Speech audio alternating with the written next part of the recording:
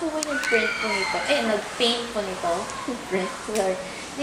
Oo, merong, matagal na yun eh. May na-paint sila dito na ano. Yan sa labas at saka yung mga bintana namin, yung glass. Magmula dito sa chapel hanggang pag ganun sa may social work.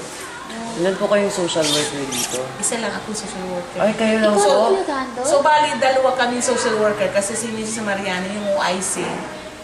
Pero, Siyempre, social worker siya, pero iba naman ang trabaho niya. So, tumutulong rin siya sa akin. Social worker graduate din siya ng Siliman. Kailan, dalawa, ang trabaho niya OIC. Siyempre, iba ang ano naman niya. So, at the same time, tumutulong rin siya sa akin. Kung ano, ako lang talagang social worker. Pero tumutulong rin siya sa pag-handle ng cases namin. for 82 po more or less 82, tapos ikaw lang po nag-aaral. Oo. So, ang hirap nga dahil meron kami mga ano rin sa labas, bakit kasi ang trabaho ng social worker, magkakanda kang home visit. So, yung mga bata, mga SA na yan, sinasamahan ko mag-attend ng court, ng hearings, sinasamahan ko mag-attend ng mga CPU, PGH, yung mga psycho session, yung mga dagdag din yung mga request ng Form 137, magkanda ka pa ng home visit. Lalo na yung mga bagong bata na kailangan mo ikakanda ka ng home visitation na yan dahil para ma-inform ang parents. Okay lang kung may mga cellphone, mga gano'n, mabilis ang pag-ano. Pero kung wala, talagang pupuntahan mo doon. So, sino po yung naiiwanan sa mga bata kapag pumupunta kayo sa court hearings? So, meron kami namang house parent. Meron naman ding house parent na tumutulong din sa akin na magkakandak ng ganyan.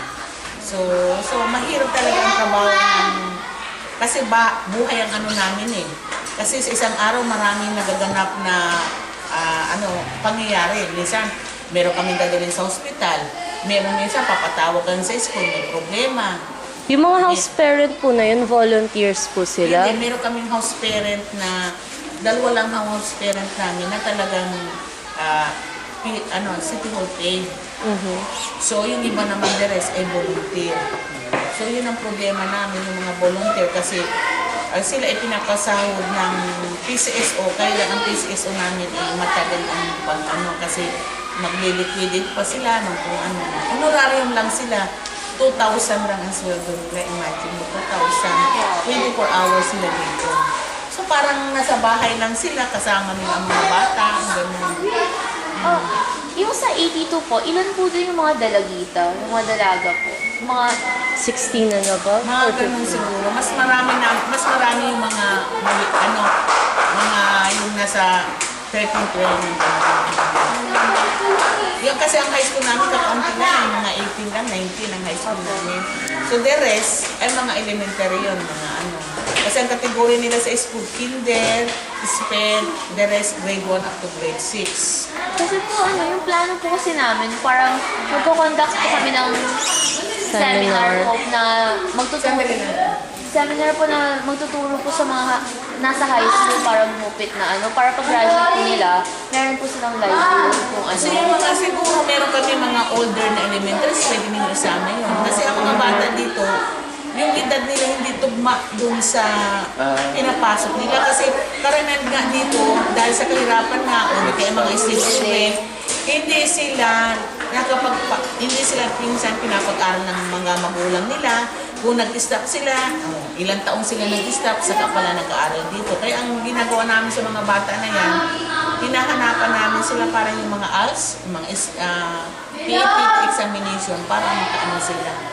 So, meron kaming mag-18, nasa third year high school pa lang. Magano. Meron 9 years old, nasa pa lang, na elementary, magano. Hindi tugma. Meron din ilan lang na talagang tama dun sa edad nila. Mga ilan po kaya yung pwede natin ilagay sa seminar po na yun?